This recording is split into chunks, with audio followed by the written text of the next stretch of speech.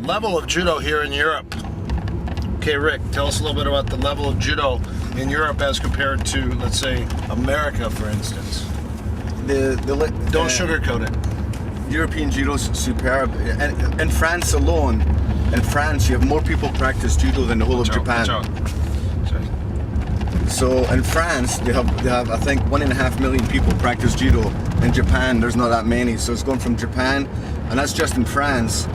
Then you have the Russian states. Then you have in Britain, there's a strong judo background. The Budokai started over 100 years ago. And that's here in London? Yeah, that's in London. Yeah, the Budokai. Then you have they had the Edinburgh Club here with guys like the guys I trained with, like Billy Cusack and Mark Preston and Graham Randall, George Kerr, who's a 9th dan in judo.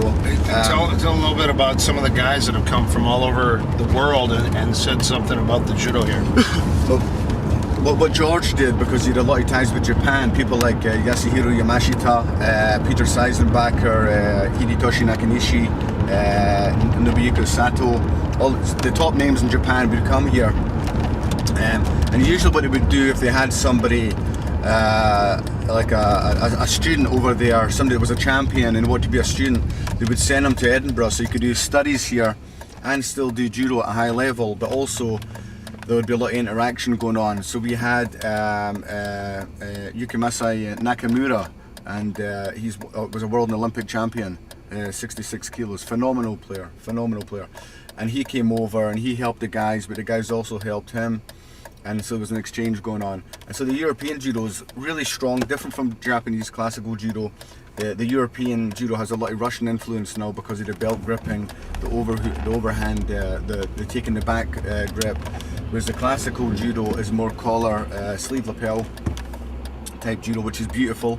And now it's kind of like a mixture going on. Some people are going back to the classical judo, and some people are still using the kind of sambo type grips and so forth. And they're implementing a lot of the wrestling too now. Yeah, absolutely. Yeah, like the Georgians. Yeah, the Georgians are a nightmare, especially the lighter weights. They get under you. They're doing a lot of kataguruma, fireman carry, pickups. What about the Cubans? The Cubans are like that too. The Cubans have a different sort of influence, but they'll train because they're state sponsored.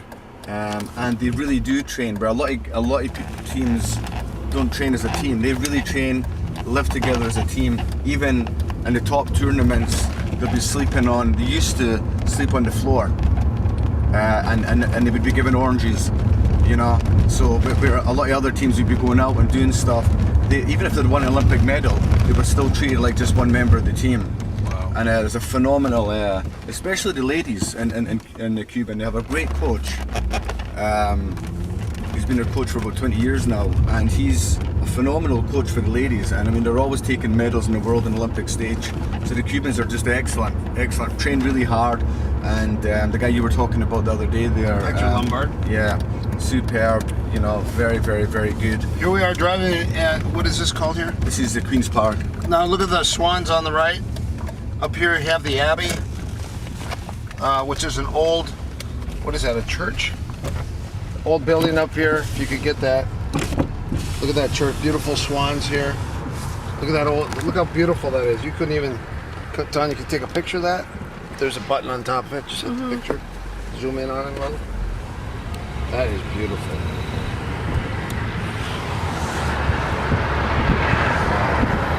God's country. Look at that, how beautiful that is. Being from Minnesota, I can really admire this type of setting, and I love the outdoors. Look at that, ruins, but see the cross up there? That's where Queen's Castle. The Queen's Castle is right below it. Holyrood Palace, yeah. Great. Can you tell a little bit about that up there, the ruins, what that was? What they did was that they were actually going to build something based on Athens, because Edinburgh is called the Athens of the North. Edinburgh was voted the most beautiful city in Europe, and so they said we want to recreate Athens because we're called Athens of the North, and so they started building up here, and then they ran out of money. Oh man, that's true. That was a long time ago. Now look at that castle surrounding. But over here we have this is the Parliament, the Scottish Parliament. Scottish Parliament. That was Now what? How much money was that? 408. Oh, Queen's Palace, right straight ahead here. Palace of Holyrood. What's it called? Palace of Holyrood. Holyrood House.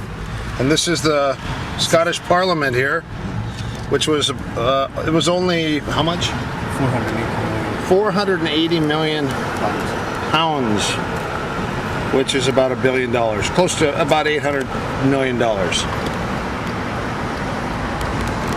And this is the Royal Mile. This is the road that goes from the palace to the castle. The Royal Mile, Yeah. which is one of the oldest, most popular roads here that people travel on to sightsee. Yeah, for sightseeing. Yeah. Don't they have the ghost tour up here and everything? Yeah. And we're going to go to Erik's shop right now. We're going to go to Erik's shop. This shop actually isn't my shop, but it's a shop that I wanted to see because they've got tons and tons of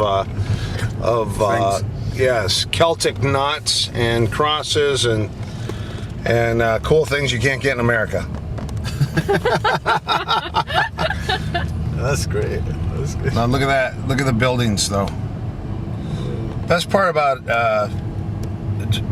Edinburgh is not only the people, but that's a store right there. Store? Yeah, that was it.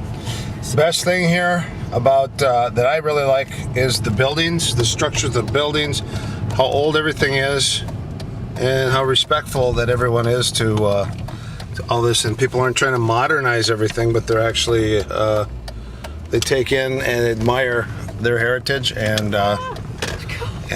just a lot of the past things that exist here. It's a castle. Okay, here we go. What is this again now? We're coming back into... We're going back to your shop. To the Royal Mile. Yeah.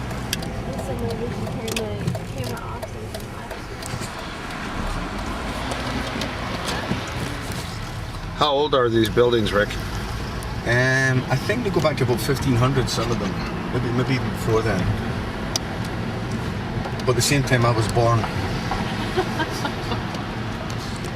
We're happy to be here. This is knitwear, and we are here at the best shop, one of the best shops with most of the Celtic things that we've got here in Scotland. We have a cobblestone road. Rick, how old is this road? It's 325. 325 years young. Over here, what do we have here? Well, this is Princess Street. This is one of the biggest hotels in Edinburgh. What? Wow. Over here. Beyonce stayed there. And I'm pretty sure it might be haunted. Looks haunted.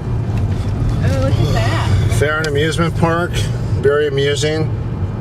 What's that black tower?